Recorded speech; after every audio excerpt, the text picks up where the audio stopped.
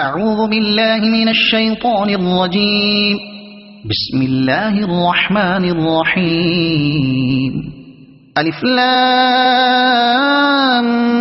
ميم. ذلك الكتاب لا ريب فيه هدى للمتقين الذين يؤمنون بالغيب ويقيمون الصلاة ومما رزقناهم ينفقون والذين يؤمنون بما أنزل إليك وما أنزل من قبلك وبالآخرة هم يوقنون أولئك على هدى من ربهم وأولئك هم المفلحون إن الذين كفروا سواء عليهم أأنذرتهم أم لم تنذرهم لا يؤمنون ختم الله على قلوبهم وعلى سمعهم وعلى أبصارهم غشاوة ولهم عذاب عظيم ومن الناس من يقول آمنا بالله وباليوم الآخر وما هم بمؤمنين يخادعون الله والذين آمنوا وما يخدعون إلا أنفسهم وما يشعرون في قلوبهم مرض فزادهم الله مرضا ولهم عذاب أليم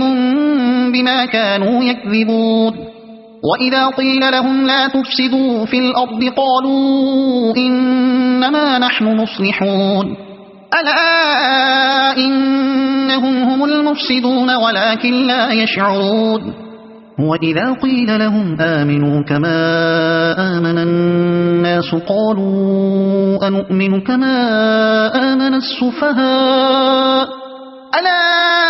إنهم هم السفهاء ولكن لا يعلمون وإذا لقوا الذين آمنوا قالوا آمنا وإذا خلوا إلى شياطينهم قالوا إنا معكم إنما نحن مستهزئون الله يستهزئ بهم ويمدهم في طغيانهم يعمهون أولئك الذين اشتروا الضلالة بالهدى فما ربحت تجارتهم وما كانوا مهتدين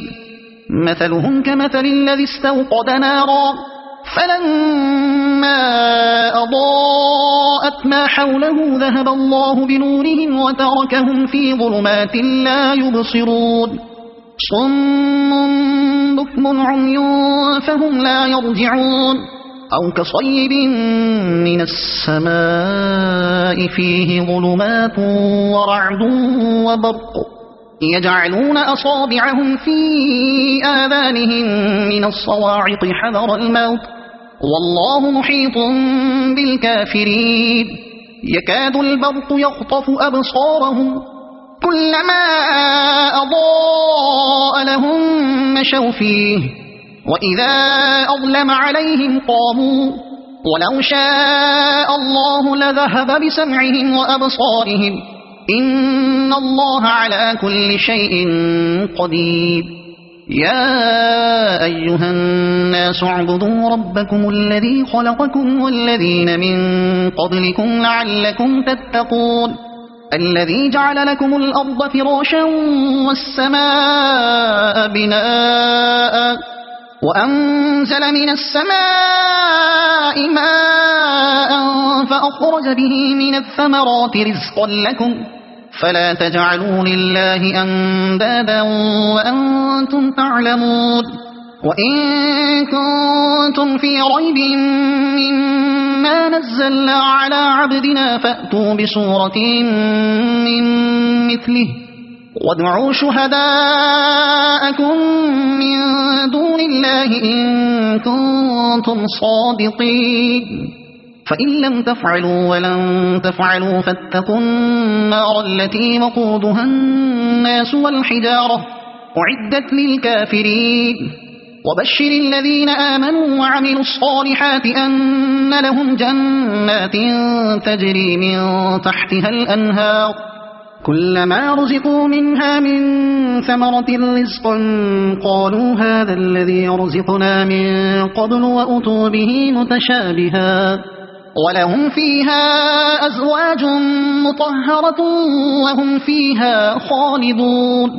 إن الله لا يستحيي أن يضرب مثلا ما بعوضة فما فوقها فأما الذين آمنوا فيعلمون أنه الحق من ربهم وأما الذين كفروا فيقولون ماذا أراد الله بهذا مثلا يضل به كثيرا ويهدي به كثيرا وما يضل به إلا الفاسقين الذين ينقضون عهد الله من بعد ميثاقه ويقطعون ما أمر الله به أن يوصل ويفسدون في الأرض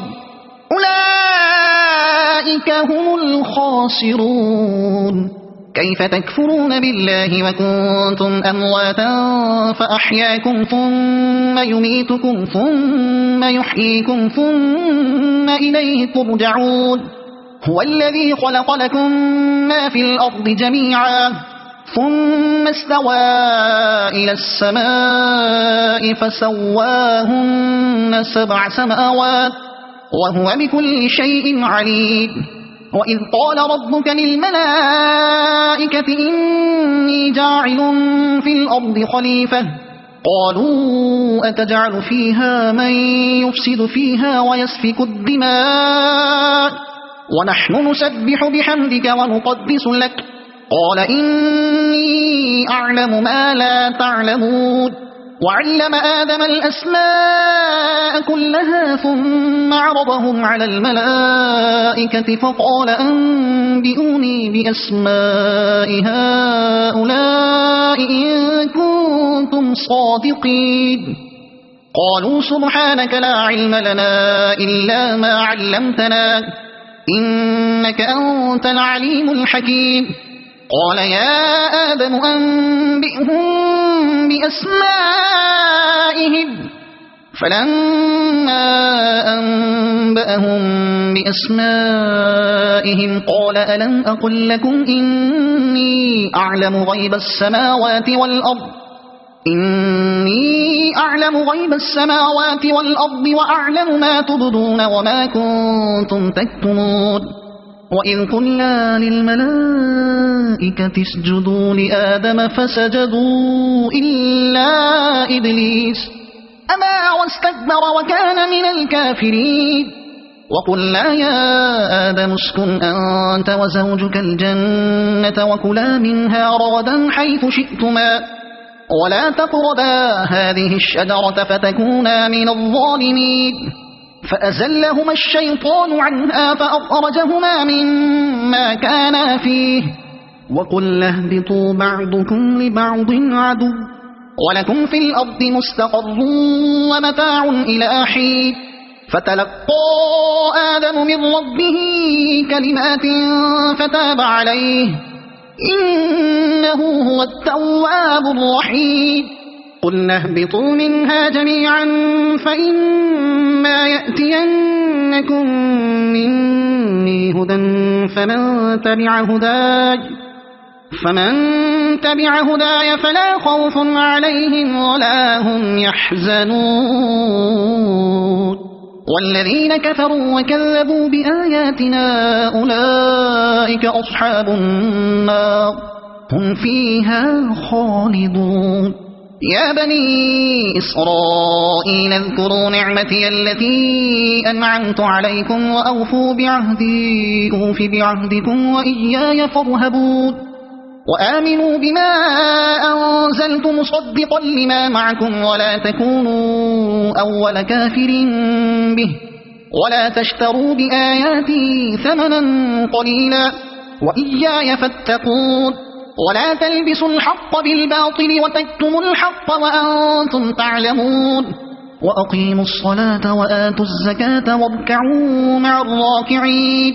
أتأمرون الناس بالبر وتنسون أنفسكم وأنتم تتلون الكتاب أفلا تعقلون واستعينوا بالصبر والصلاة وإنها لكبيرة إلا على الخاشعين الذين يظنون أنهم ملاقو ربهم وأنهم إليه راجعون يا بني إسرائيل اذكروا نعمتي التي أنعمت عليكم وأني فضلتكم على العالمين واتقوا يوما لا تجزي نفس عن نفس شيئا ولا يقبل منها شفاعة ولا يؤخذ منها عدل ولا هم ينصرون وإذ نجيناكم من آل فرعون يسومونكم سوء العذاب يذبحون أبناءكم ويستحيون نساءكم وفي ذلكم بلاء من ربكم عظيم وإذ فرقنا بكم البحر فأنجيناكم وأغرقنا آل فرعون وأنتم تنظرون وإذ واعدنا موسى 40 ليلة ثم اتخذتم العجل من بعده وأنتم ظالمون ثم عفونا عنكم من بعد ذلك لعلكم تشكرون وإذ آتينا موسى الكتاب والفرقان لعلكم تهتدون وإذ قال موسى لقومه يا قوم إنكم ظلمتم أنفسكم باتخاذكم العجل فتوبوا إلى بارئكم فاقتلوا أنفسكم ذلكم خير لكم عند بارئكم فتاب عليكم إنه هو التواب الرحيم وإذ قلتم يا موسى لن نؤمن لك حتى نرى الله جهرة فأخذتكم الصاعقة وأنتم تنظرون ثم بعثناكم من بعد موتكم لعلكم تشكرون وظللنا عليكم الغمام وأنزلنا عليكم المن والسلوى كلوا من طيبات ما رزقناكم وما ظلمونا ولكن كانوا أنفسهم يظلمون وإذ قلنا ادخلوا هذه القرية فكلوا منها حيث شئتم رغدا وادخلوا الباب سجدا وقولوا حطة نغفر لكم خطاياكم وسنزيد المحسنين فبدل الذين ظلموا قولا غير الذي قيل لهم فأنزلنا على الذين ظلموا رجزا من السماء بما كانوا يفسقون وإذ استسقى موسى لقومه فقل اضرب بعصاك الحجر فانفجرت منه 12 عينا قد علم كل أناس مشربهم كلوا واشربوا من رزق الله ولا تعثوا في الأرض مفسدين وإذ قلتم يا موسى لن نصبر على طعام واحد فادع لنا ربك يخرج لنا مما تنبت الأرض من بقلها وقثائها وفومها وعدسها وبصلها قال أتستبدلون الذي هو أدنى بالذي هو خير اهبطوا مصرا فإن لكم ما سألتم وضربت عليهم الذلة والمسكنة وباءوا بغضب من الله ذلك بأنهم كانوا يكفرون بآيات الله ويقتلون النبيين بغير الحق ذلك بما عصوا وكانوا يعتدون إن الذين آمنوا والذين هادوا والنصارى والصابئين من آمن بالله واليوم الآخر وعمل صالحا فلهم أجرهم عند ربهم ولا خوف عليهم ولا هم يحزنون وإذ أخذنا ميثاقكم ورفعنا فوقكم الطور خذوا ما آتيناكم بقوة واذكروا ما فيه لعلكم تتقون ثم توليتم من بعد ذلك فلولا فضل الله عليكم ورحمته لكنتم من الخاسرين ولقد علمتم الذين اعتدوا منكم في السبت فقلنا لهم كونوا قردة خاسئين فجعلناها نكالا لما بين يديها وما خلفها وموعظة للمتقين. وإذ قال موسى لقومه إن الله يأمركم أن تذبحوا بقرة قالوا أتتخذنا هزوا قال أعوذ بالله أن أكون من الجاهلين. قالوا ادع لنا ربك يبين لنا ما هي قال إنه يقول إنها بقرة لا فارض ولا بكر عوان بين ذلك فافعلوا ما تؤمرون. قالوا ادع لنا ربك يبين لنا ما لونها قال إنه يقول إنها بقرة صفراء فاقع لونها تسر الناظرين. قالوا ادع لنا ربك يبين لنا ما هي إن البقرة شابه علينا وإنا إن شاء الله لمهتدون. قال إنه يقول إنها بقرة لا ذلول تثير الأرض ولا تسقي الحرث مسلمة لا شية فيها. قالوا الآن جئت بالحق فذبحوها وما كادوا يفعلون. وإذ قتلتم نفسا فادارأتم فيها والله مخرج ما كنتم تكتمون. فقلنا اضربوه ببعضها كذلك يحيي الله الموتى ويريكم آياته لعلكم تعقلون. ثم قست قلوبكم من بعد ذلك فهي كالحجارة أو أشد قسوة وإن من الحجارة لما يتفجر منه الأنهار وإن منها لما يشقق فيخرج منه الماء وإن منها لما يهبط من خشية الله وما الله بغافل عما تعملون. أفتطمعون أن يؤمنوا لكم وقد كان فريق منهم يسمعون كلام الله ثم يحرفونه من بعد ما عقلوه وهم يعلمون. وإذا لقوا الذين آمنوا قالوا آمنا وإذا خلا بعضهم إلى بعض قالوا أتحدثونهم بما فتح الله عليكم ليحاجوكم به عند ربكم أفلا تعقلون. أولا يعلمون أن الله يعلم ما يسرون وما يعلنون. ومنهم أميون لا يعلمون الكتاب إلا أماني وإنهم إلا يظنون. فويل للذين يكتبون الكتاب بأيديهم ثم يقولون هذا من عند الله ليشتروا به ثمنا قليلا فويل لهم مما كتبت أيديهم وويل لهم مما يكسبون.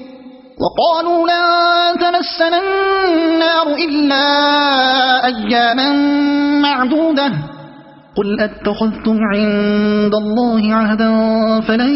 يخلف الله عهده أم تقولون على الله ما لا تعلمون. بلى من كسب سيئة وأحاطت به خطيئته فأولئك أصحاب النار هم فيها خالدون. والذين آمنوا وعملوا الصالحات أولئك أصحاب الجنة هم فيها خالدون. وإذ أخذنا ميثاق بني إسرائيل لا تعبدون إلا الله وبالوالدين إحسانا وذي القربى واليتامى والمساكين وقولوا للناس حسنا وأقيموا الصلاة وآتوا الزكاة ثم توليتم إلا قليلا منكم وأنتم معرضون. وإذ أخذنا ميثاقكم لا تسفكون دماءكم ولا تخرجون أنفسكم من دياركم ثم أقررتم وأنتم تشهدون. ثم أنتم هؤلاء تقتلون أنفسكم وتخرجون فريقا منكم من ديارهم تظاهرون عليهم بالإثم والعدوان وإن يأتوكم أسارى تفادوهم وهو محرم عليكم إخراجهم أفتؤمنون ببعض الكتاب وتكفرون ببعض فما جزاء من يفعل ذلك منكم إلا خزي في الحياة الدنيا ويوم القيامة يردون إلى أشد العذاب وما الله بغافل عما تعملون أولئك الذين اشتروا الحياة الدنيا بالآخرة فلا يخفف عنهم العذاب ولا هم ينصرون ولقد آتينا موسى الكتاب وقفينا من بعده بالرسل وآتينا عيسى ابن مريم البينات وأيدناه بروح القدس أفكلما جاءكم رسول بما لا تهوى أنفسكم استكبرتم ففريقا كذبتم وفريقا تقتلون وقالوا قلوبنا غلف بل لعنهم الله بكفرهم فقليلا ما يؤمنون ولما جاءهم كتاب من عند الله مصدق لما معهم وكانوا من قبل يستفتحون على الذين كفروا فلما جاءهم ما عرفوا كفروا به فلعنة الله على الكافرين بئس ما اشتروا به أنفسهم أن يكفروا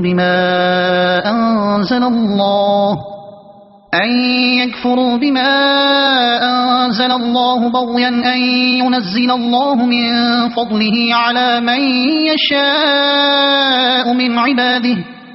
فباءوا بغضب على غضب وللكافرين عذاب مهين وإذا قيل لهم آمنوا بما أنزل الله قالوا نؤمن بما أنزل علينا ويكفرون بما وراءه وهو الحق مصدقا لما معهم قل فلم تقتلون أنبياء الله من قبل إن كنتم مؤمنين ولقد جاءكم موسى بالبينات ثم اتخذتم العجل من بعده وأنتم ظالمون وإذ أخذنا ميثاقكم ورفعنا فوقكم الطور خذوا ما آتيناكم بقوة واسمعوا قالوا سمعنا وعصينا وأشربوا في قلوبهم العجل بكفرهم قل بئس ما يأمركم به إيمانكم إن كنتم مؤمنين قل إن كانت لكم الدار الآخرة عند الله خالصة من دون الناس فتمنوا الموت إن كنتم صادقين ولن يتمنوه أبدا بما قدمت أيديهم والله عليم بالظالمين ولتجدنهم أحرص الناس على حياة ومن الذين أشركوا يود أحدهم لو يعمر 1000 سنة وما هو بمزحزحه من العذاب أن يعمر والله بصير بما يعملون قل من كان عدوا لجبريل فإنه نزله على قلبك بإذن الله مصدقا لما بين يديه وهدى وبشرى للمؤمنين من كان عدوا لله وملائكته ورسله وجبريل وميكال فإن الله عدو للكافرين ولقد أنزلنا إليك آيات بينات وما يكفر بها إلا الفاسقون أو كلما عاهدوا عهدا نبذه فريق منهم بل أكثرهم لا يؤمنون ولما جاءهم رسول من عند الله مصدق لما معهم نبذ فريق من الذين أوتوا الكتاب كتاب الله وراء ظهورهم كأنهم لا يعلمون واتبعوا ما تتلو الشياطين على ملك سليمان وما كفر سليمان ولكن الشياطين كفروا يعلمون الناس السحر وما أنزل على الملكين ببابل هاروت وماروت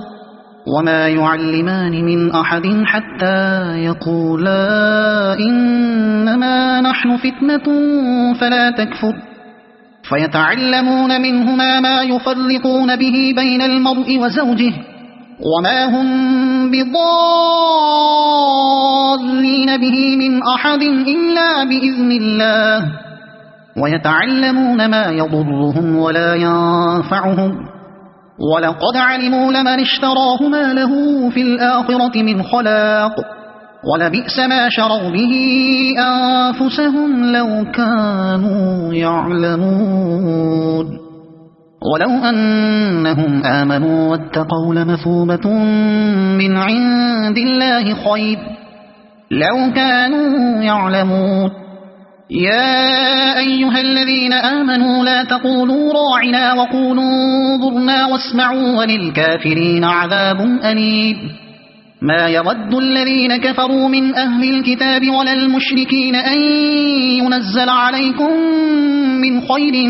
من ربكم والله يختص برحمته من يشاء والله ذو الفضل العظيم ما ننسخ من آية أو ننسها نأت بخير منها أو مثلها ألم تعلم أن الله على كل شيء قدير ألم تعلم أن الله له ملك السماوات والأرض وما لكم من دون الله من ولي ولا نصير أم تريدون أن تسألوا رسولكم كما سئل موسى من قبل ومن يتبدل الكفر بالإيمان فقد ضل سواء السبيل ود كثير من أهل الكتاب لو يردونكم من بعد إيمانكم كفارا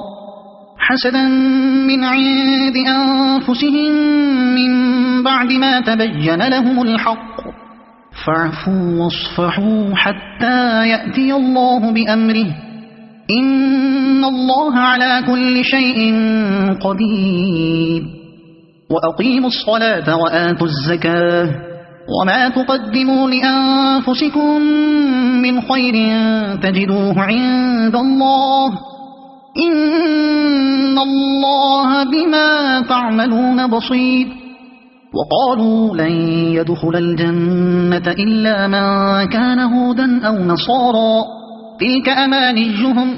قل هاتوا برهانكم إن كنتم صادقين بلى من أسلم وجهه لله وهو محسن فله أجره عند ربه ولا خوف عليهم ولا هم يحزنون وقالت اليهود ليست النصارى على شيء وقالت النصارى ليست اليهود على شيء وهم يتلون الكتاب كذلك قال الذين لا يعلمون مثل قولهم فالله يحكم بينهم يوم القيامة فيما كانوا فيه يختلفون ومن أظلم ممن منع مساجد الله أن يذكر فيها اسمه وسعى في خرابها أولئك ما كان لهم أن يدخلوها إلا خائفين لهم في الدنيا خزي ولهم في الآخرة عذاب عظيم ولله المشرق والمغرب فأينما تولوا فثم وجه الله إن الله واسع عليم وقالوا اتخذ الله ولدا سبحانه بل له ما في السماوات والأرض كل له قانتون بديع السماوات والأرض وإذا قضى أمرا فإنما يقول له كن فيكون وقال الذين لا يعلمون لولا يكلمنا الله أو تأتينا آية كذلك قال الذين من قبلهم مثل قولهم تشابهت قلوبهم قد بينا الآيات لقوم يوقنون إنا أرسلناك بالحق بشيرا ونذيرا ولا تسأل عن أصحاب الجحيم ولن ترضى عنك اليهود ولا النصارى حتى تتبع ملتهم قل إن هدى الله هو الهدى ولئن اتبعت أهواءهم بعد الذي جاءك من العلم ما لك من الله من ولي ولا نصير الذين آتيناهم الكتاب يتلونه حق تلاوته أولئك يؤمنون به ومن يكفر به فأولئك هم الخاسرون يا بني إسرائيل اذكروا نعمتي التي أنعمت عليكم وأني فضلتكم على العالمين واتقوا يوما لا تجزي نفس عن نفس شيئا ولا يقبل منها عدل ولا تنفعها شفاعة ولا هم ينصرون وإذ ابتلى إبراهيم ربه بكلمات فأتمهن قال إني جاعلك للناس إماما قال ومن ذريتي قال لا ينال عهد الظالمين وإذ جعلنا البيت مثابة للناس وأمنا واتخذوا من مقام إبراهيم مصلى وعهدنا إلى إبراهيم وإسماعيل أن طهرا بيتي للطائفين والعاكفين والركع السجود وإذ قال إبراهيم رب اجعل هذا بلدا آمنا وارزق أهله من الثمرات من آمن منهم بالله واليوم الآخر قال ومن كفر فأمتعه قليلا ثم أضطره إلى عذاب النار وبئس المصير وإذ يرفع إبراهيم القواعد من البيت وإسماعيل ربنا تقبل منا إنك أنت السميع العليم ربنا وجعلنا مسلمين لك ومن ذريتنا أمة مسلمة لك وأرنا مناسكنا وتب علينا إنك أنت التواب الرحيم ربنا وابعث فيهم رسولا منهم يتلو عليهم آياتك ويعلمهم الكتاب والحكمة ويزكيهم إنك أنت العزيز الحكيم ومن يرغب عن ملة إبراهيم إلا من سفه نفسه ولقد اصطفيناه في الدنيا وإنه في الآخرة لمن الصالحين إذ قال له ربه أسلم قال أسلمت لرب العالمين ووصى بها إبراهيم بنيه ويعقوب يا بني إن الله اصطفى لكم الدين فلا تموتن إلا وأنتم مسلمون أم كنتم شهداء إذ حضر يعقوب الموت إذ قال لبنيه ما تعبدون من بعدي قالوا نعبد إلهك وإله آبائك إبراهيم وإسماعيل وإسحاق إلها واحدا ونحن له مسلمون تلك أمة قد خلت لها ما كسبت ولكم ما كسبتم ولا تسألون عما كانوا يعملون وقالوا كونوا هودا أو نصارى تهتدوا قل بل ملة إبراهيم حنيفا وما كان من المشركين قولوا آمنا بالله وما أنزل إلينا وما أنزل إلى إبراهيم وإسماعيل وإسحاق وما أنزل إلى إبراهيم وإسماعيل وإسحاق ويعقوب والأسباط وما أوتي موسى وعيسى وما أوتي النبيون من ربهم لا نفرق بين أحد منهم ونحن له مسلمون فإن آمنوا بمثل ما آمنتم به فقد اهتدوا وإن تولوا فإنما هم في شقاق فسيكفيكهم الله وهو السميع العليم صبغة الله ومن أحسن من الله صبغة ونحن له عابدون قل أتحاجوننا في الله وهو ربنا وربكم ولنا أعمالنا ولكم أعمالكم ونحن له مخلصون أم تقولون إن إبراهيم وإسماعيل وإسحاق ويعقوب والأسباط كانوا هودا أو نصارى قل أأنتم أعلم أم الله ومن أظلم ممن كتم شهادة عنده من الله وما الله بغافل عما تعملون تلك أمة قد خلت لها ما كسبت ولكم ما كسبتم ولا تسألون عما كانوا يعملون سيقول السفهاء من الناس ما ولاهم عن قبلتهم التي كانوا عليها قل لله المشرق والمغرب يهدي من يشاء إلى صراط مستقيم وكذلك جعلناكم أمة وسطا لتكونوا شهداء على الناس ويكون الرسول عليكم شهيدا وما جعلنا القبلة التي كنت عليها إلا لنعلم من يتبع الرسول ممن ينقلب على عقبيه وإن كانت لكبيرة إلا على الذين هدى الله وما كان الله ليضيع إيمانكم إن الله بالناس لرؤوف رحيم قد نرى تقلب وجهك في السماء فلنولينك قبلة ترضاها فول وجهك شطر المسجد الحرام وحيث ما كنتم فولوا وجوهكم شطره وإن الذين أوتوا الكتاب ليعلمون أنه الحق من ربهم وما الله بغافل عما يعملون ولئن أتيت الذين أوتوا الكتاب بكل آية ما تبعوا قبلتك وما أنت بتابع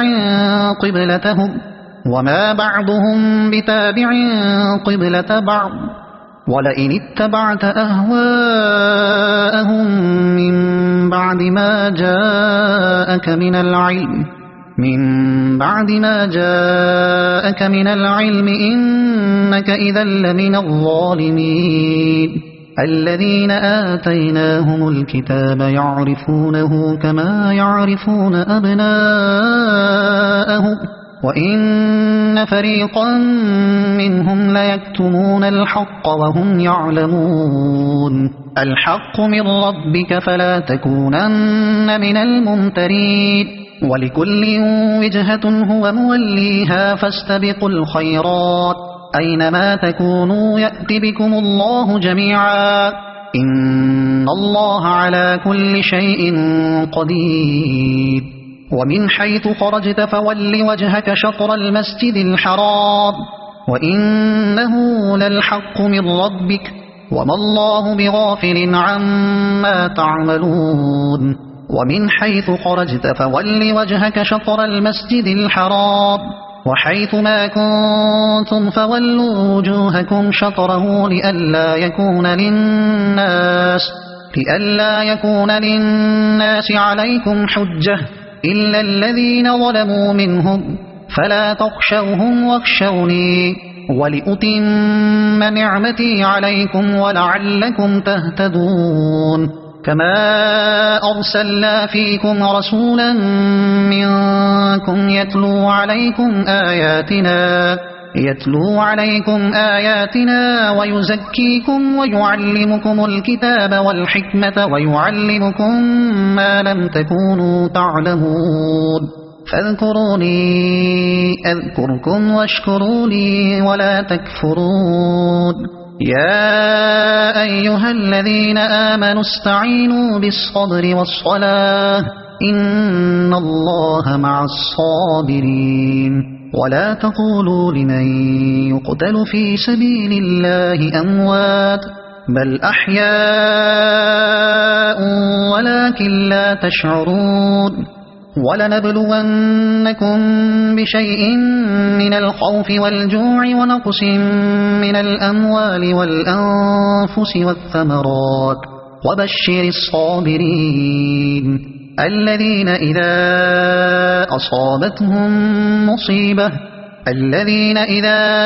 أصابتهم مصيبة قالوا إنا لله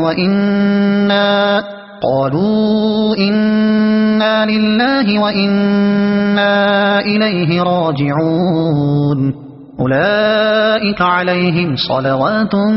من ربهم ورحمة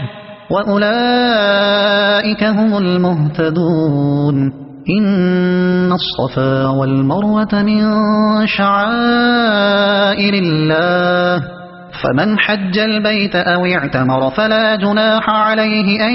يطوف بهما ومن تطوع خيرا فإن الله شاكر عليم إن الذين يكتمون ما أنزلنا من البينات والهدى من بعد ما بيناه للناس في الكتاب أولئك يلعنهم الله ويلعنهم اللاعنون إلا الذين تابوا وأصلحوا وبينوا فأولئك أتوب عليهم وأنا التواب الرحيم إن الذين كفروا وماتوا وهم كفار أولئك عليهم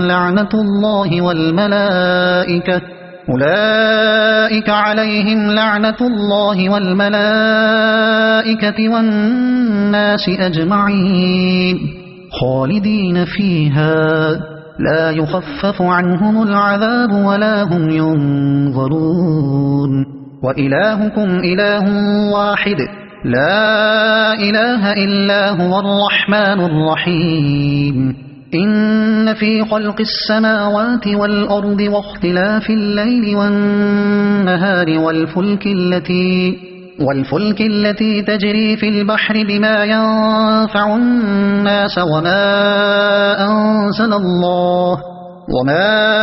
أنزل الله من السماء من ماء فأحيا به الأرض بعد موتها وبث فيها من كل دابة وتصريف الرياح والسحاب المسخر بين السماء والأرض لآيات لقوم يعقلون ومن الناس من يتخذ من دون الله أندادا يحبونهم كحب الله والذين آمنوا أشد حبا لله ولو يرى الذين ظلموا إذ يرون العذاب أن القوة لله جميعا وأن الله شديد العذاب إذ تبرأ الذين اتبعوا من الذين اتبعوا ورأوا العذاب وتقطعت بهم الأسباب وقال الذين اتبعوا لو أن لنا كرة فنتبرأ منهم كما تبرؤوا منا كذلك يريهم الله أعمالهم حسرات عليهم وما هم بخارجين من النار يا أيها الناس كلوا مما في الأرض حلالا طيبا ولا تتبعوا خطوات الشيطان إنه لكم عدو مبين إنما يأمركم بالسوء والفحشاء وأن تقولوا على الله ما لا تعلمون وإذا قيل لهم اتبعوا ما أنزل الله قالوا بل نتبع ما ألفينا عليه آباءنا أولو كان آباؤهم لا يعقلون شيئا ولا يهتدون ومثل الذين كفروا كمثل الذي ينعق بما لا يسمع إلا دعاء ونداء صم بكم عمي فهم لا يعقلون يا أيها الذين آمنوا كلوا من طيبات ما رزقناكم واشكروا لله إن كنتم إياه تعبدون إنما حرم عليكم الميتة والدم ولحم الخنزير وما أهل به لغير الله فمن اضطر غير باغ ولا عاد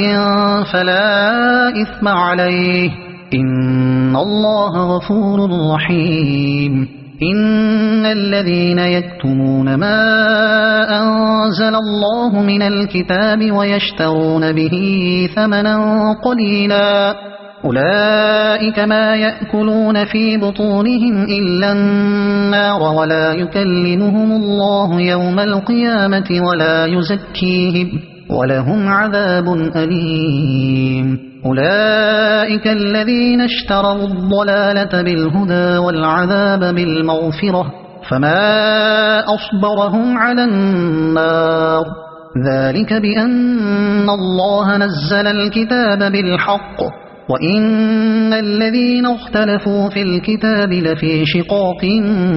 بعيد ليس البر أن تولوا وجوهكم قبل المشرق والمغرب ولكن البر من آمن بالله واليوم الآخر والملائكة والكتاب والنبيين وآتى المال على حبه ذوي القربى واليتامى والمساكين وابن السبيل والسائلين وفي الرقاب وأقام الصلاة وآتى الزكاة والموفون بعهدهم إذا عاهدوا والصابرين في البأساء والضراء وحين البأس أولئك الذين صدقوا وأولئك هم المتقون يا أيها الذين آمنوا كتب عليكم القصاص في القتلى الحر بالحر والعبد بالعبد والأنثى بالأنثى فمن عفي له من أخيه شيء فاتباع بالمعروف وأداء إليه بإحسان ذلك تخفيف من ربكم ورحمة فمن اعتدى بعد ذلك فله عذاب أليم ولكم في القصاص حياة يا أولي الألباب لعلكم تتقون كتب عليكم إذا حضر أحدكم الموت إن ترك خيرا الوصية للوالدين والأقربين بالمعروف حقا على المتقين فمن بدله بعدما سمعه فإنما إثمه على الذين يبدلونه إن الله سميع عليم فمن خاف من موص جنفا أو إثما فأصلح بينهم فلا إثم عليه إن الله غفور رحيم يا أيها الذين آمنوا كتب عليكم الصيام كما كتب على الذين من قبلكم لعلكم تتقون أياما معدودات فمن كان منكم مريضا أو على سفر فعدة من أيام أخر وعلى الذين يطيقونه فدية طعام مسكين فمن تطوع خيرا فهو خير له وأن تصوموا خير لكم إن كنتم تعلمون شهر رمضان الذي أنزل فيه القرآن هدى للناس وبينات من الهدى والفرقان فمن شهد منكم الشهر فليصمه ومن كان مريضا أو على سفر فعدة من أيام أخر يريد الله بكم اليسر ولا يريد بكم العسر ولتكملوا العدة ولتكبروا الله على ما هداكم ولعلكم تشكرون وإذا سألك عبادي عني فإني قريب أجيب دعوة الداع إذا دعان فليستجيبوا لي وليؤمنوا بي لعلهم يرشدون أحل لكم ليلة الصيام الرفث إلى نسائكم هن لباس لكم وأنتم لباس لهن علم الله أنكم كنتم تختانون أنفسكم فتاب عليكم وعفى عنكم فالآن باشروهن وابتغوا ما كتب الله لكم وكلوا واشربوا حتى يتبين لكم الخيط الأبيض من الخيط الأسود من الفجر ثم أتموا الصيام إلى الليل ولا تباشروهن وأنتم عاكفون في المساجد تلك حدود الله فلا تقربوها كذلك يبين الله آياته للناس لعلهم يتقون ولا تأكلوا أموالكم بينكم بالباطل وتدلوا بها إلى الحكام لتأكلوا فريقا من أموال الناس بالإثم وأنتم تعلمون يسألونك عن الأهلة قل هي مواقيت للناس والحج وليس البر بأن تأتوا البيوت من ظهورها ولكن البر من اتقى وأتوا البيوت من أبوابها واتقوا الله لعلكم تفلحون وقاتلوا في سبيل الله الذين يقاتلونكم ولا تعتدوا إن الله لا يحب المعتدين واقتلوهم حيث ثقفتموهم وأخرجوهم من حيث أخرجوكم والفتنة أشد من القتل ولا تقاتلوهم عند المسجد الحرام حتى يقاتلوكم فيه فإن قاتلوكم فاقتلوهم كذلك جزاء الكافرين فإن انتهوا فإن الله غفور رحيم وقاتلوهم حتى لا تكون فتنة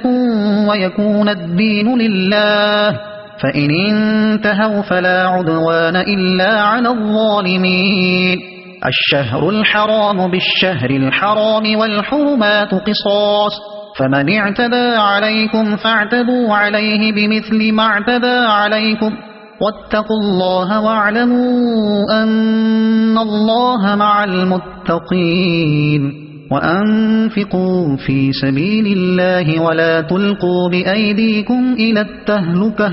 وأحسنوا إن الله يحب المحسنين وأتموا الحج والعمرة لله فإن أحصرتم فما استيسر من الهدي ولا تحلقوا رؤوسكم حتى يبلغ الهدي محله فمن كان منكم مريضا أو به أذى من رأسه ففدية من صيام أو صدقة أو نسك فإذا أمنتم فمن تمتع بالعمرة إلى الحج فما استيسر من الهدي فمن لم يجد فصيام 3 أيام في الحج و7 إذا رجعتم تلك 10 كاملة ذلك لمن لم يكن أهله حاضر المسجد الحرام واتقوا الله واعلموا أن الله شديد العقاب الحج أشهر معلومات فمن فرض فيهن الحج فلا رفث ولا فسوق ولا جدال في الحج وما تفعلوا من خير يعلمه الله وتزودوا فإن خير الزاد التقوى واتقون يا أولي الألباب ليس عليكم جناح أن تبتغوا فضلا من ربكم فإذا أفضتم من عرفات فاذكروا الله عند المشعر الحرام واذكروه كما هداكم وإن كنتم من قبله لمن الضالين ثم أفيضوا من حيث أفاض الناس واستغفروا الله إن الله غفور رحيم فإذا قضيتم مناسككم فاذكروا الله كذكركم آباءكم أو أشد ذكرا فمن الناس من يقول ربنا آتنا في الدنيا وما له في الآخرة من خلاق ومنهم من يقول ربنا آتنا في الدنيا حسنة وفي الآخرة حسنة وقنا عذاب النار أولئك لهم نصيب مما كسبوا والله سريع الحساب واذكروا الله في أيام معدودات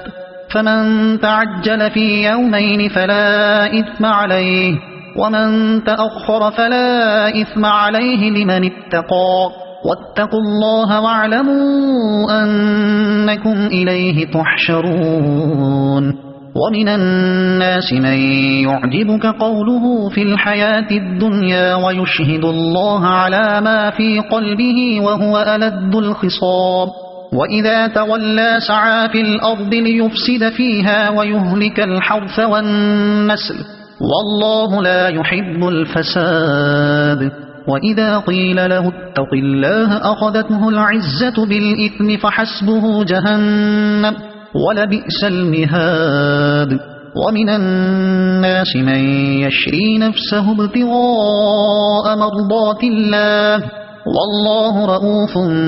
بالعباد يا أيها الذين آمنوا ادخلوا في السلم كافة ولا تتبعوا خطوات الشيطان إنه لكم عدو مبين فإن زللتم من بعد ما جاءتكم البينات فاعلموا أن الله عزيز حكيم هل ينظرون إلا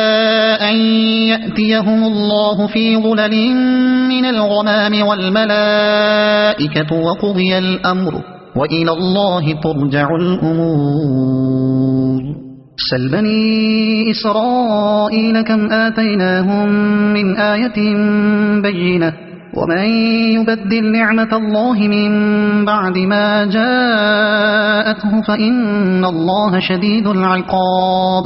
زين للذين كفروا الحياة الدنيا ويسخرون من الذين آمنوا والذين اتقوا فوقهم يوم القيامة والله يرزق من يشاء بغير حساب كان الناس أمة واحدة فبعث الله النبيين مبشرين ومنذرين وأنزل معهم الكتاب بالحق ليحكم بين الناس فيما اختلفوا فيه وما اختلف فيه إلا الذين أوتوه من بعد ما جاءتهم البينات بغيا بينهم فهدى الله الذين آمنوا لما اختلفوا فيه من الحق بإذنه والله يهدي من يشاء إلى صراط مستقيم أم حسبتم أن تدخلوا الجنة ولما يأتكم مثل الذين خلوا من قبلكم مستهم البأساء والضراء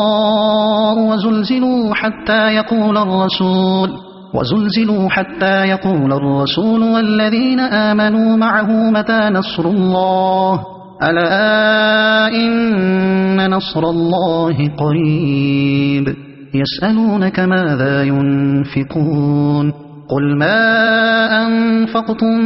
من خير فللوالدين والأقربين واليتامى والمساكين وابن السبيل وما تفعلوا من خير فإن الله به عليم كتب عليكم القتال وهو كره لكم وعسى أن تكرهوا شيئا وهو خير لكم، وعسى أن تحبوا شيئا وهو شر لكم، والله يعلم وأنتم لا تعلمون. يسألونك عن الشهر الحرام قتال فيه، قل قتال فيه كبير، وصد عن سبيل الله وكفر به والمسجد الحرام وإخراج أهله منه أكبر عند الله، والفتنة أكبر من القتل، ولا يزالون يقاتلونكم حتى يردوكم عن دينكم إن استطاعوا، ومن يرتد منكم عن دينه فيمت وهو كافر فأولئك حبطت أعمالهم في الدنيا والآخرة وأولئك أصحاب النار هم فيها خالدون. إن الذين آمنوا والذين هاجروا وجاهدوا في سبيل الله أولئك يرجون رحمة الله والله غفور رحيم. يسألونك عن الخمر والميسر قل فيهما إثم كبير ومنافع للناس وإثمهما أكبر من نفعهما، ويسألونك ماذا ينفقون قل العفو كذلك يبين الله لكم الآيات لعلكم تتفكرون في الدنيا والآخرة. ويسألونك عن اليتامى قل إصلاح لهم خير، وإن تخالطوهم فإخوانكم والله يعلم المفسد من المصلح، ولو شاء الله لأعنتكم إن الله عزيز حكيم.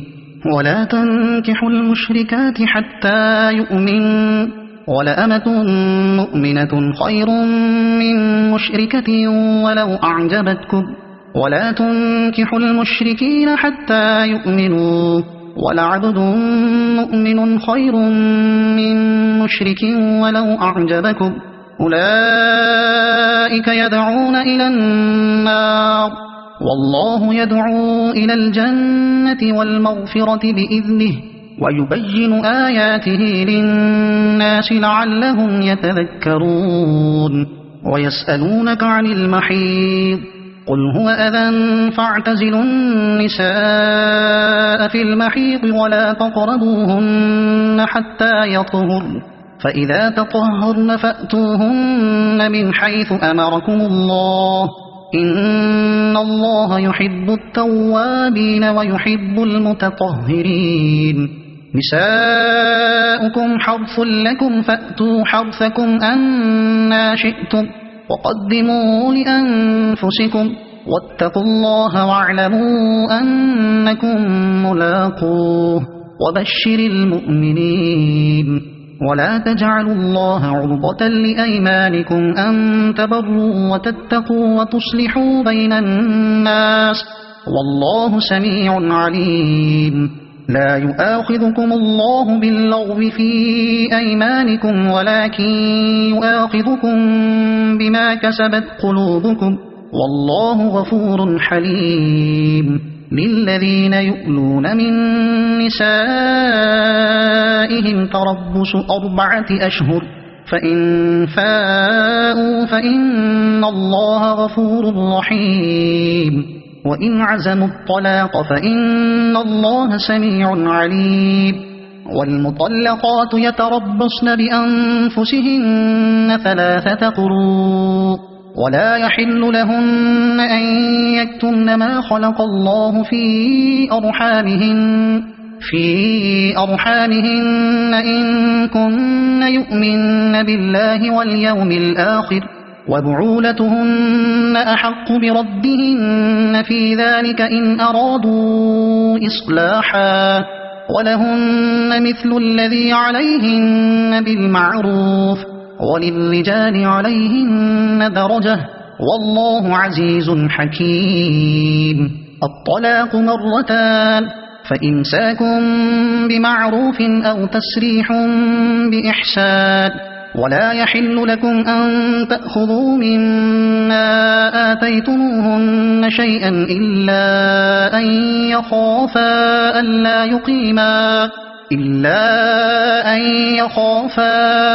ألا يقيما حدود الله، فإن خفتم ألا يقيما حدود الله فلا جناح عليهما فيما افتدت به، تلك حدود الله فلا تعتدوها، ومن يتعد حدود الله فأولئك هم الظالمون. فإن طلقها فلا تحل له من بعد حتى تنكح زوجا غيره، فإن طلقها فلا جناح عليهما أن يتراجعا إن ظنا أن يقيما حدود الله، وتلك حدود الله يبينها لقوم يعلمون. وإذا طلقتم النساء فبلغن أجلهن فأمسكوهن بمعروف أو سرحوهن بمعروف، ولا تمسكوهن ضرارا لتعتدوا، ومن يفعل ذلك فقد ظلم نفسه. ولا تتخذوا آيات الله هزوا، واذكروا نعمة الله عليكم وما أنزل عليكم من الكتاب والحكمة يعظكم به، واتقوا الله واعلموا أن الله بكل شيء عليم. وإذا طلقتم النساء فبلغن أجلهن فلا تعضلوهن أن ينكحن أزواجهن إذا تراضوا بينهم بالمعروف، ذلك يوعظ به من كان منكم يؤمن بالله واليوم الآخر، ذلكم أزكى لكم وأطهر، والله يعلم وأنتم لا تعلمون. والوالدات يرضعن أولادهن حولين كاملين لمن أراد أن يتم الرضاعة، وعلى المولود له رزقهن وكسوتهن بالمعروف، لا تكلف نفس إلا وسعها، لا تضار والدة بولدها ولا مولود له بولده، وعلى الوارث مثل ذلك، فإن أرادا فصالا عن تراض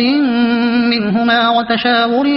فلا جناح عليهما. وإن أردتم أن تسترضعوا أولادكم فلا جناح عليكم إذا سلمتم ما آتيتم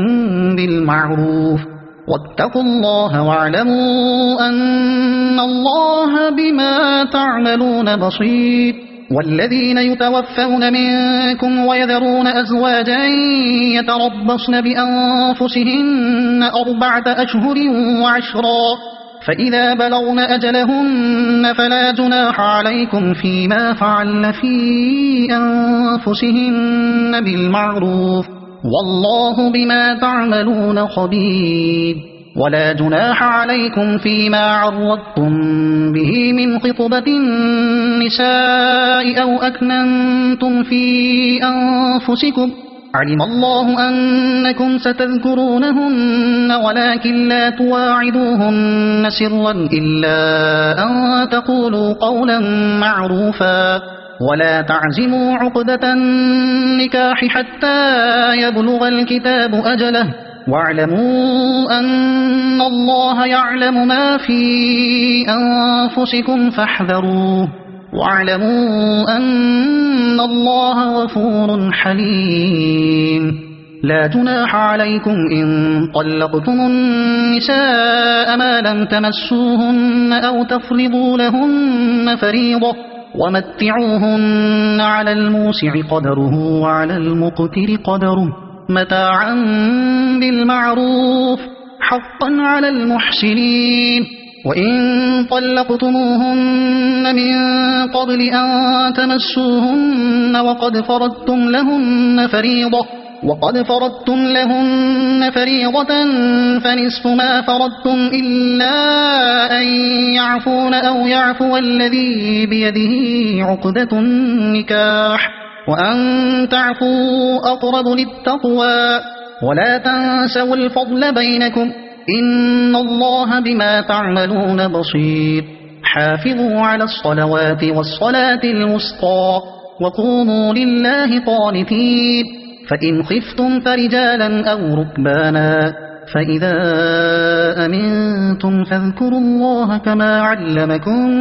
ما لم تكونوا تعلمون والذين يتوفون منكم ويذرون أزواجا وصية لأزواجهم متاعا إلى الحول غير إخراج فإن خرجن فلا جناح عليكم فيما فعل في أنفسهن من معروف والله عزيز حكيم وللمطلقات متاع بالمعروف حقا على المتقين كذلك يبين الله لكم آياته لعلكم تعقلون ألم تر إلى الذين خرجوا من ديارهم وهم ألوف حذر الموت فقال لهم الله موتوا ثم أحياهم إن الله لذو فضل على الناس ولكن أكثر الناس لا يشكرون وقاتلوا في سبيل الله واعلموا أن الله سميع عليم من ذا الذي يقرض الله قرضا حسنا فيضاعفه له أضعافا كثيرة والله يقبض ويبسط وإليه ترجعون ألم تر إلى الملأ من بني إسرائيل من بعد موسى إذ قالوا لنبي له مبعث لنا ملكا نقاتل في سبيل الله قال هل عسيتم إن كتب عليكم القتال ألا تقاتلوا قالوا وما لنا ألا نقاتل في سبيل الله وقد أخرجنا من ديارنا وأبنائنا فلما كتب عليهم القتال تولوا إلا قليلا منهم والله عليم بالظالمين وقال لهم نبيهم إن الله قد بعث لكم طالوت ملكا قالوا أنى يكون له الملك علينا ونحن أحق بالملك منه ولم يؤت سعة من المال قال إن الله اصطفاه عليكم وزاده بسطة في العلم والجسم والله يؤتي ملكه من يشاء والله واسع عليم وقال لهم نبيهم إن آية ملكه أن يأتيكم التابوت فيه سكينة من ربكم وبقية مما ترك آل موسى وآل هارون تحمله الملائكة إن في ذلك لآية لكم إن كنتم مؤمنين فلما فصل طالوت بالجنود قال إن الله مبتليكم بنهر فمن شرب منه فليس مني ومن لم يطعمه فإنه مني إلا من اغترف غرفة بيده فشربوا منه إلا قليلا منه فلما جاوزه هو والذين آمنوا معه قالوا لا طاقة لنا اليوم بجالوت وجنوده قال الذين يظنون أنهم ملاقوا الله كم من فئة قليلة غلبت فئة كثيرة بإذن الله والله مع الصابرين ولما برزوا لجالوت وجنوده قالوا ربنا أفرغ علينا صبرا وثبت أقدامنا وانصرنا على القوم الكافرين فهزموهم بإذن الله وقتل داود جالوت وآتاه الله الملك والحكمة وعلمه مما يشاء ولولا دفع الله الناس بعضهم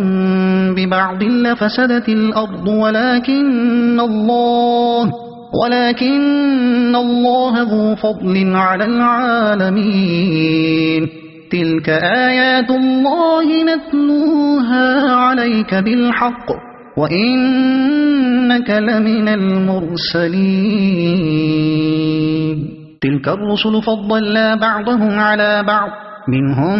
من كلم الله ورفع بعضهم درجات وآتينا عيسى ابن مريم البينات وأيدناه بروح القدس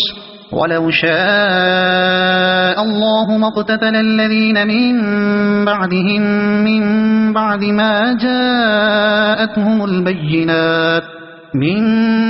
ما جاءتهم البينات ولكن اختلفوا فمنهم من آمن ومنهم من كفر ولو شاء الله ما اقتتلوا ولكن الله يفعل ما يريد يا أيها الذين آمنوا أنفقوا مما رزقناكم من قبل أن يأتي يوم لا بيع فيه ولا خلة ولا شفاعة والكافرون هم الظالمون الله لا إله إلا هو الحي القيوم لا تأخذه سنة ولا نوم له ما في السماوات وما في الأرض من ذا الذي يشفع عنده إلا بإذنه يعلم ما بين أيديهم وما خلفهم ولا يحيطون بشيء من علمه إلا بما شاء وسع كرسيه السماوات والأرض ولا يؤوده حفظهما وهو العلي العظيم لا إكراه في الدين قد تبين الرشد من الغي فمن يكفر بالطاغوت ويؤمن بالله فقد استمسك بالعروة الوثقى لا انفصام لها والله سميع عليم الله ولي الذين آمنوا يخرجهم من الظلمات إلى النور والذين كفروا أولياؤهم الطاغوت يخرجونهم من النور إلى الظلمات أولئك أصحاب النار هم فيها خالدون ألم تر إلى الذي حاج إبراهيم في ربه أن آتاه الله الملك إذ قال إبراهيم ربي الذي يحيي ويميت قال أنا أحيي وأميت قال إبراهيم فإن الله يأتي بالشمس من المشرق فأت بها من المغرب فبهت الذي كفر والله لا يهدي القوم الظالمين أو كالذي مر على قرية وهي خاوية على عروشها قال أنى يحيي هذه الله بعد موتها فأماته الله 100 عام ثم بعثه قال كم لبثت قال لبثت يوما أو بعض يوم قال بل لبثت 100 عام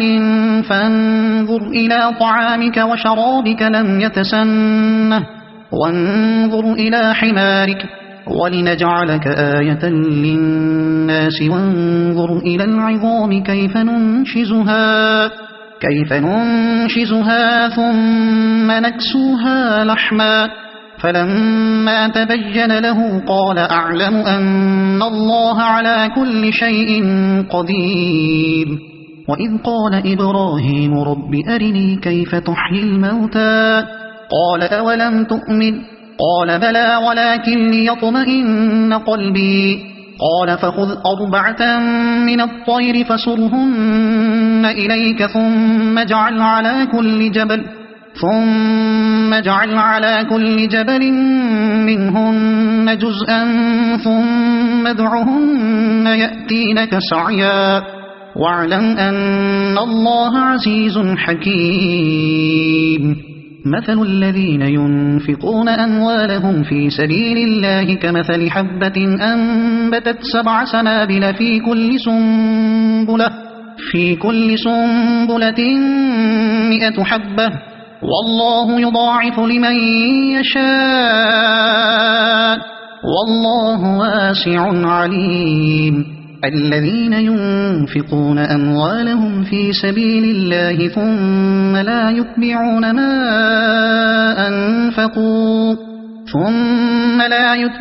ما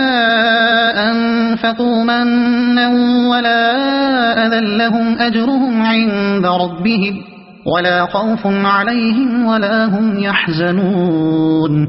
قول معروف ومغفرة خير من صدقة يتبعها أذى والله غني حليم. يا أيها الذين آمنوا لا تبطلوا صدقاتكم بالمن والأذى كالذي ينفق ماله رئاء الناس ولا يؤمن بالله واليوم الآخر فمثله كمثل صفوان عليه تراب فأصابه وابل فتركه صلدا لا يقدرون على شيء مما كسبوا والله لا يهدي القوم الكافرين. ومثل الذين ينفقون أموالهم ابتغاء مرضات الله وتثبيتا من أنفسهم كمثل جنة بربوة أصابها وابل فآتت أكلها ضعفين فإن لم يصبها وابل فطل والله بما تعملون بصير. أيود أحدكم أن تكون له جنة من نخيل وأعناب تجري من تحتها الأنهار له فيها من كل الثمرات وأصابه الكبر وله ذرية ضعفاء فأصابها إعصار فيه نار فاحترقت كذلك يبين الله لكم الآيات لعلكم تتفكرون. يا أيها الذين آمنوا أنفقوا من طيبات ما كسبتم ومما أخرجنا لكم من الأرض ولا تيمموا الخبيث منه تنفقون ولستم بآخذيه إلا أن تغمضوا فيه واعلموا أن الله غني حميد. الشيطان يعدكم الفقر ويأمركم بالفحشاء والله يعدكم مغفرة منه وفضلا والله واسع عليم. يؤتي الحكمة من يشاء ومن يؤت الحكمة فقد أوتي خيرا كثيرا وما يذكر إلا أولو الألباب. وما أنفقتم من نفقة أو نذرتم من نذر فإن الله يعلمه وما للظالمين من أنصار. إن تبدوا الصدقات فنعما هي وإن تخفوها وتؤتوها الفقراء فهو خير لكم ويكفر عنكم من سيئاتكم والله بما تعملون خبير. ليس عليك هداهم ولكن الله يهدي من يشاء وما تنفقوا من خير فلأنفسكم وما تنفقون إلا ابتغاء وجه الله وما تنفقوا من خير يوفى إليكم وأنتم لا تظلمون. للفقراء الذين أحصروا في سبيل الله لا يستطيعون ضربا في الأرض يحسبهم الجاهل أغنياء من التعفف تعرفهم بسيماهم لا يسألون الناس إلحافا وما تنفقوا من خير فإن الله به عليم. الذين ينفقون أموالهم بالليل والنهار سرا وعلانية فلهم أجرهم عند ربهم ولا خوف عليهم ولا هم يحزنون الذين يأكلون الربا لا يقومون إلا كما يقوم الذي يتخبطه الشيطان من المس ذلك بأنهم قالوا إنما البيع مثل الربا وأحل الله البيع وحرم الربا فمن جاءه موعظة من ربه فانتهى فله ما سلف وأمره إلى الله ومن عاد فأولئك أصحاب النار هم فيها خالدون يمحق الله الربا ويربي الصدقات والله لا يحب كل كفار أثيم إن الذين آمنوا وعملوا الصالحات وأقاموا الصلاة وآتوا الزكاة لهم أجرهم عند ربهم ولا خوف عليهم ولا هم يحزنون يا أيها الذين آمنوا اتقوا الله وذروا ما بقي من الربا إن كنتم مؤمنين فإن لم تفعلوا فأذنوا بحرب من الله ورسوله وإن تبتم فلكم رؤوس أموالكم لا تظلمون ولا تظلمون وإن كان ذو عسرة فنظرة إلى ميسرة وأن تصدقوا خير لكم إن كنتم تعلمون واتقوا يوما ترجعون فيه إلى الله ثم توفى كل نفس ما كسبت وهم لا يظلمون يا أيها الذين آمنوا إذا تداينتم بدين إلى أجل مسمى فاكتبوه وليكتب بينكم كاتب بالعدل ولا يأب كاتب أن يكتب كما علمه الله فليكتب وليملل الذي عليه الحق وليتق الله ربه ولا يبخس منه شيئا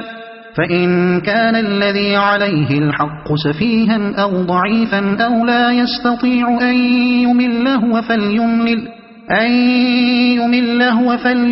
وليه بالعدل واستشهدوا شهيدين من رجالكم فإن لم يكونا رجلين فرجل وامرأتان ممن